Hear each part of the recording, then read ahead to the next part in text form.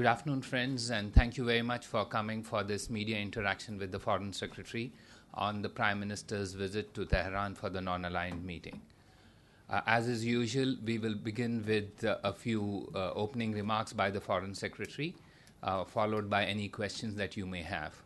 Before I begin, I also wanted to mention, along with Foreign Secretary here, is Mr. Yash Sinha, who is Joint Secretary Pakistan, Afghanistan, Iran, and he will be assisting the Foreign Secretary in case there are any questions that you may like to ask on that matter too.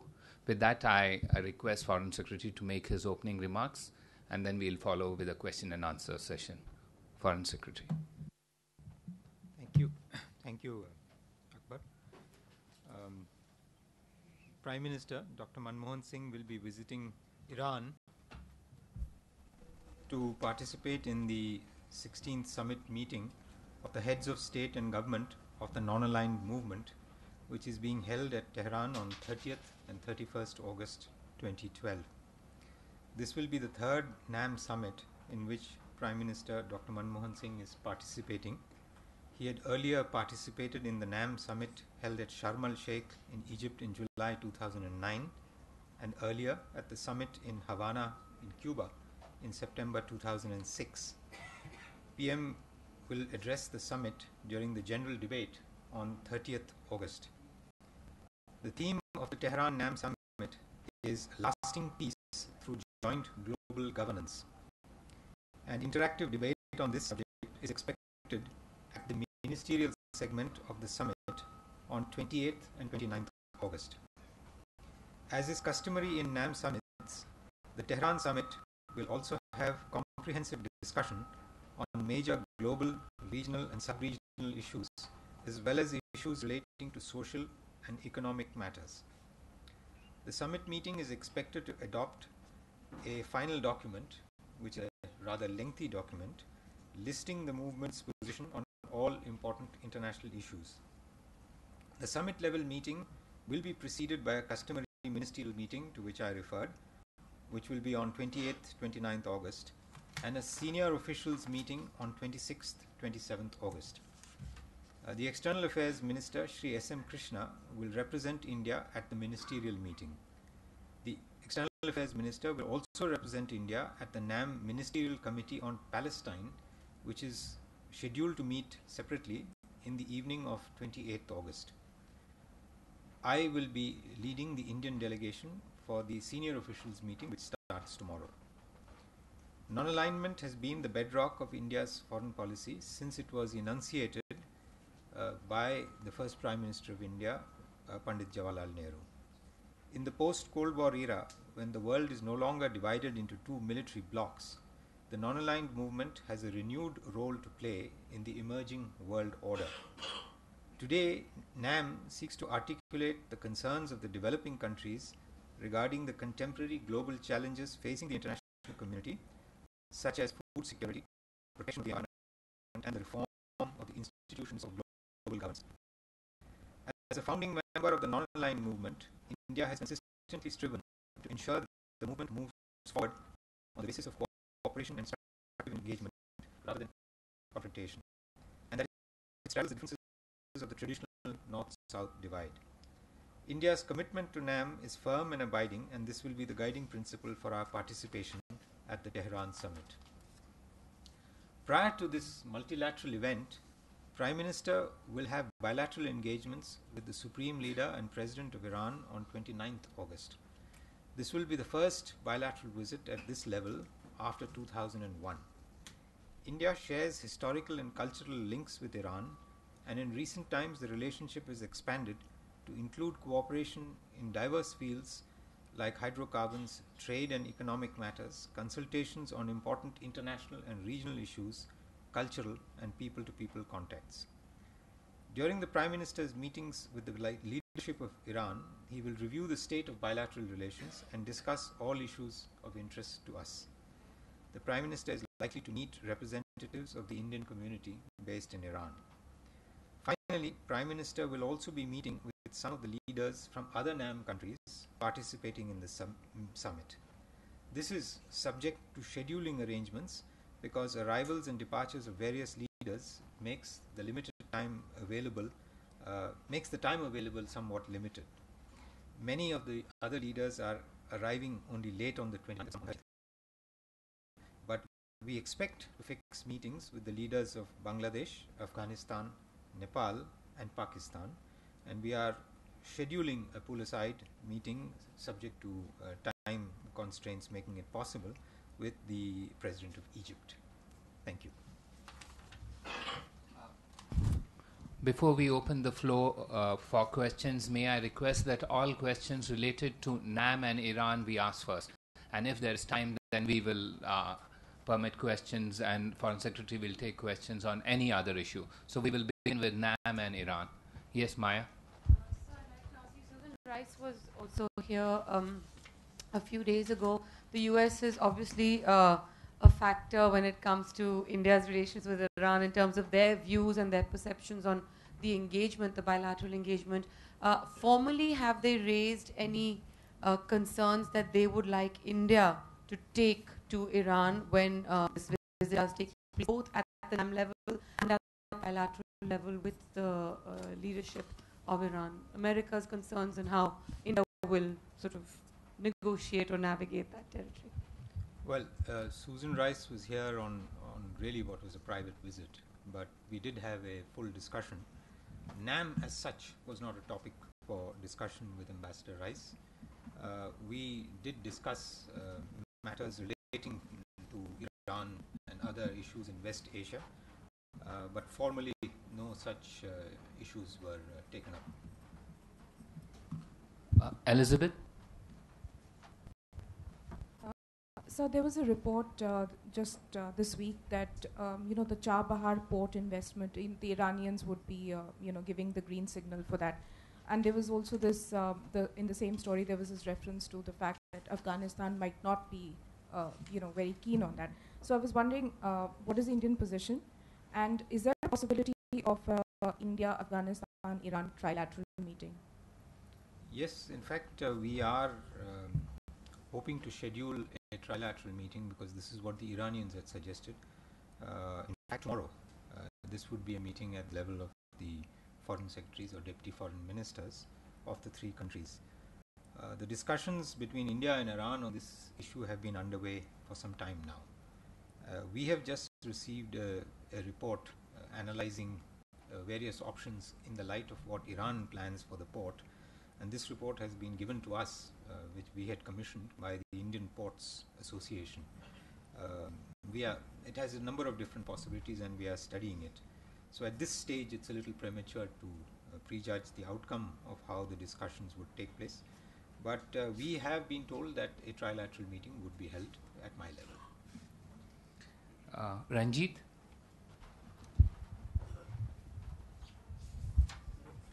What is the present state of bilateral economic and trade relations between India and Iran, and how the US sanctions come in the way of deepening economic and trade relations between the two countries? Relations between our two countries have been strong. Trade relations have in fact been improving over the last few years. The balance of trade is still decisively in the favor of Iran because of the large-scale oil purchases and the relatively small Indian exports. It's around 11 to 12 billion dollars from one side and 2 or 3 billion dollars, give or take. I mean, depending which year's figures you use. We would certainly like to expand Indian exports to Iran. The exact figures. Yeah, roughly what I mentioned.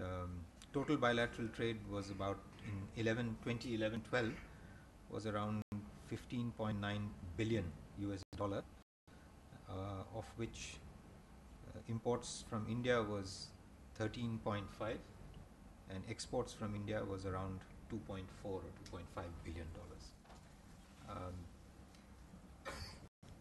We have emphasized again and again that we formally accept only sanctions which are those implemented by the United Nations. But given the fact that there are a number of sanctions which have been introduced by other countries, there are problems which arise in terms of banking arrangements for trade, for shipping, insurance, and so on. So these have had an impact on the level of the trade, particularly in the level of oil imports from Iran. Dr. Awad? Sir, there is Iranians are coming up with a resolution on Syria. They're to finding a peaceful solution to the crisis there. Does the Indian having any stand on this? And if you can elaborate a little bit on the India stand on the current situation. Thank you. Well, actually, the position of the non-aligned movement in the final outcome document, that is the declaration, was concluded in Sharm el-Sheikh 1 or 2 months ago. And after that, we have not been told of any formal intention to have a separate declaration on Syria. What was agreed at Sharm el-Sheikh was, in fact, that the heads of state and government took note of the efforts of the international community to deal with the situation in Syria. They welcomed the efforts of Mr. Kofi Annan and called for full implementation of the Joint Envoy's plan and its 6 points, as well as the Security Council resolutions 2042 and 2043, and they welcomed the acceptance by the Syrian government of this plan. This is what is in the document as it has been negotiated at the meeting of senior officials in Sharm el-Sheikh. We fully endorse this position. Shinjan?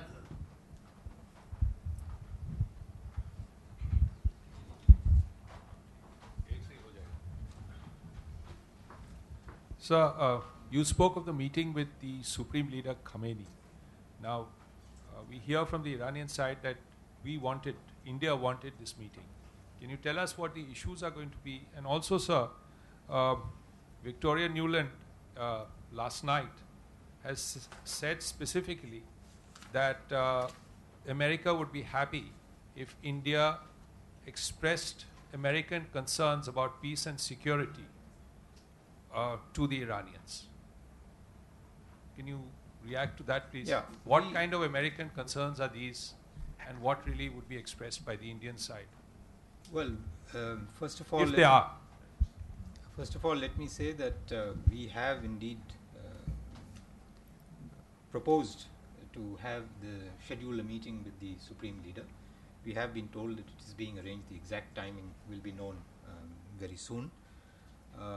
During this meeting, Prime Minister will of course raise all issues of importance in India-Iran bilateral relations and issues of interest and concern to us.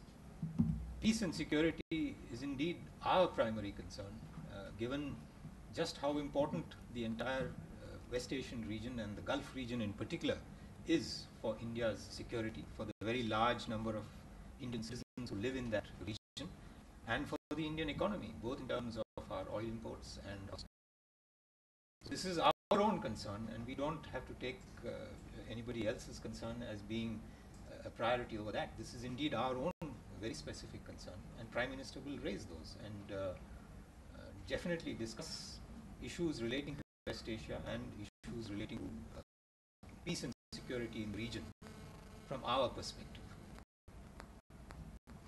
Jayant?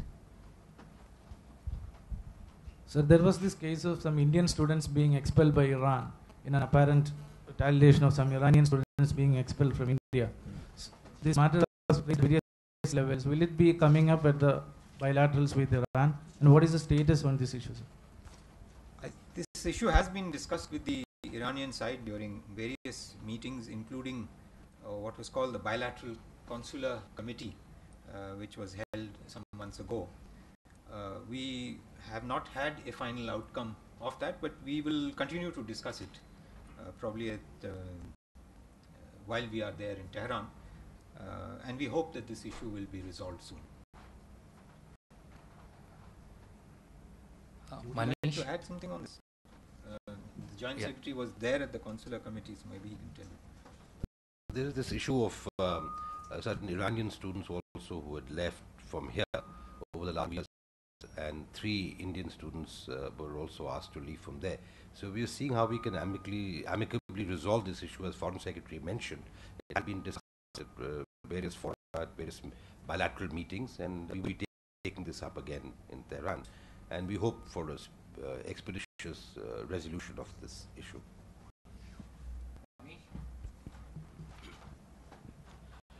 So, U.S. Ambassador to the United Nations, Susan Rice, a couple of days ago, and I believe there were discussions on Syria and Iran. In the context of the bilateral meeting, does the U.S. expect us to carry any message to Iranian president? That's one. And number two, what proposals are we carrying to the online movement? What will be our pitch at the non-aligned? Well, I've answered regarding my discussions with Susan Rice when she was here, what was essentially a private visit, but we took the opportunity to raise issues. We discussed, let me just clarify this, we discussed issues in front of the United Nations. That's the basis on which I had a discussion with her, and that certainly included both Syria and Iran, and I've already said what was discussed at that level. In terms of reinvigorating NAM, I think we are looking at NAM focusing on issues which unite the entire movement and the membership of the movement, rather than divisive and contentious issues. What we would like is a greater focus on issues of global governance, how the balance in international institutions should be, including the reform of the United Nations, reform of international financial institutions, at one level. We would also like a focus on food security, on energy, on issues of sustainable development. We have had these major conferences at Rio, and this issue will be coming up in a number of other conferences. The time has come for the members of the NAM, which includes almost all the developing countries of the world, to give greater emphasis to finding common positions in regard to these global issues, so that they can subserve the common interest of all developing countries. Mr. Venkatraman? No, first we will respond to every question on NAM and then come back. So please hold on. My issue is on Sri Lanka. Yeah, we will deal with it later. So the issue of the attack on the Israeli diplomat here in Delhi, and of course a series of other attacks elsewhere that were also linked to the Iranians. I also believe that the Delhi police team that went to Iran alleged that they actually weren't given much cooperation. How will this issue play out, and will also be a message that New Delhi should not be turned into some sort of a chessboard between these forces? Well, let me start by saying that we have not received the report of the police team which went there. As soon as we receive it, we would be able to decide what needs to be done. But in general terms, when we are in Tehran and we meet at various levels, the official level, we will certainly emphasize to Iran our desire that they should cooperate fully with us, so that we can get to the bottom of this attack and ensure that these kind of, that India is not drawn into other people's conflicts. But as I said, at this moment, I can't comment in greater detail because we have not received the Delhi police report yet. Sheila? Sir, last 2 meeting of non-alignment movement attended by Prime Minister saw a very big news between India and Pakistan, as you know, Sharm el-Sheikh and Cuba. So do we expect anything substantial out of proposed bilateral? And what, can you tell us the subjects, what will be the focus where new news can come out? Because as you know, Sharm el-Sheikh was kind of a milestone. All I can say is that, as I mentioned in the beginning, we are scheduling these meetings. As soon as they are over, I will do a briefing, and at that point you can ask me. No, I'll do it as soon as it's over. Yes. You just said that you're not aware of the Delhi police team's report. I haven't received it. Meaning of their visit to Tehran? No. After their visit. Is that unusual? Because not keeping the enemy in the loop if they are going somewhere abroad? No. Let me clarify. They went abroad in a meeting which was arranged by us. What we are saying is their conclusions at the end of their visit, normally there would be a report which has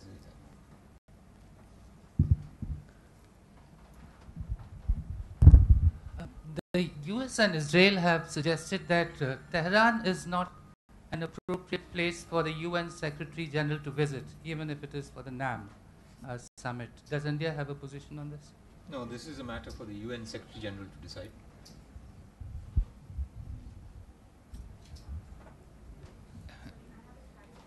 Yeah, sure. Elizabeth. So you mentioned that you were going to meet your Iranian and Afghan counterparts for the trilateral. I know it's sort of before the event I'm going to be up, but what are the proposals, for example, that India would be? No, the proposal is specifically for a discussion on Chabahar. Okay. And when I say my counterparts, I know that the Iranian counterpart is there. Whether the Afghan counterpart would be the same person who normally interacts with me, I'm not sure. But they have said at Deputy Foreign Minister level they will be represented. The idea is to take forward a kind of general discussion as to what we need to do about Chabahar, what is our common interest in the development of the infrastructure, the port, and developing the use of Chabahar and the related infrastructure as an alternative route into Afghanistan, which we certainly regard as being of very great significance. So we will discuss it, but as I said, there are a number of options which are on the table. Given that the Iranians have a certain amount of infrastructure, they have a two-phase plan for developing that infrastructure, a phase 1 and phase 2, and there are options of participating in these. Separately, they have an idea of developing an industrial zone just on the side of it, and they are inviting investments in that zone. Beyond that, there is a road infrastructure which already links Chabahar to the border of Afghanistan.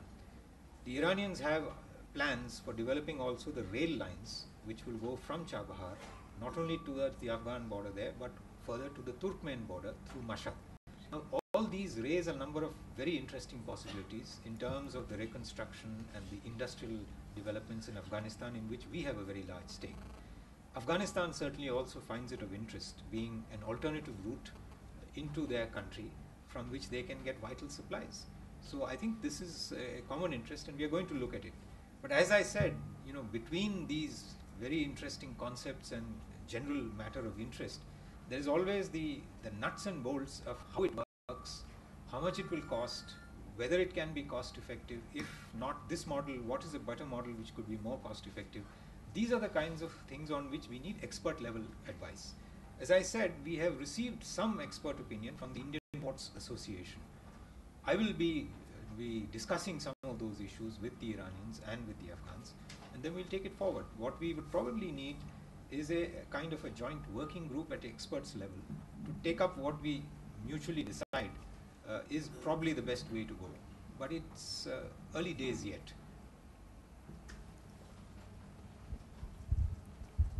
So I want to just go back to the Syrian issue that will be undoubtedly one of the top topics on the agenda in Tehran.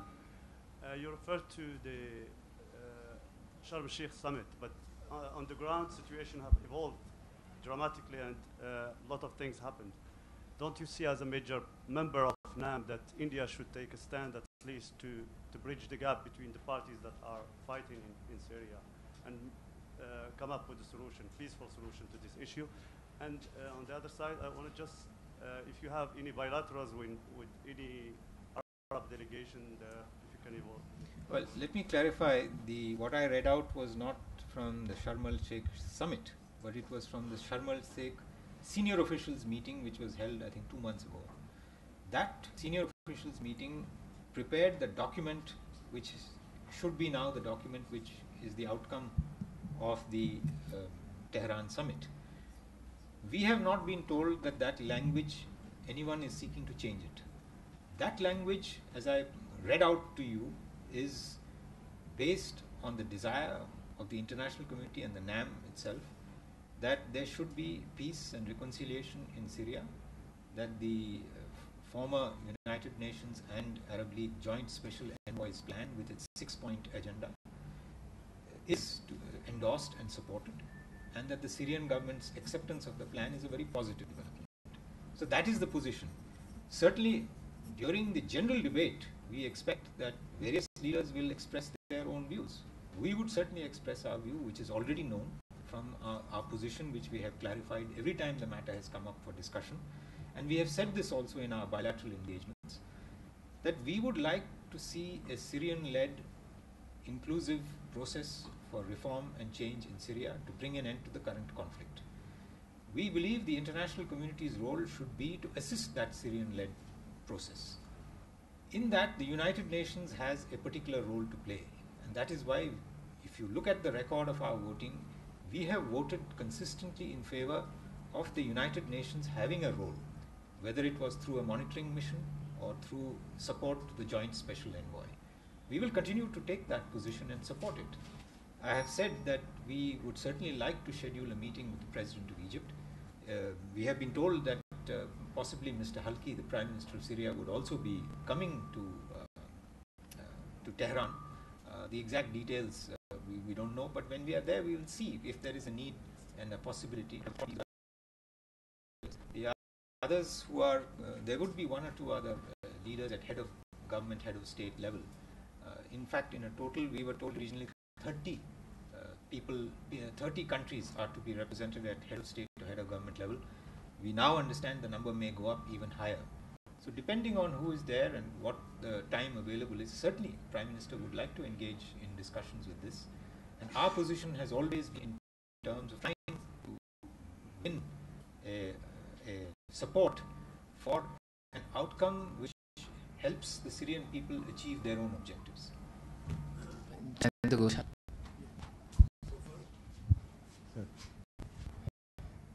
Hello. So for this nuclear policy of Iran, lot of push and pull in the global scenario.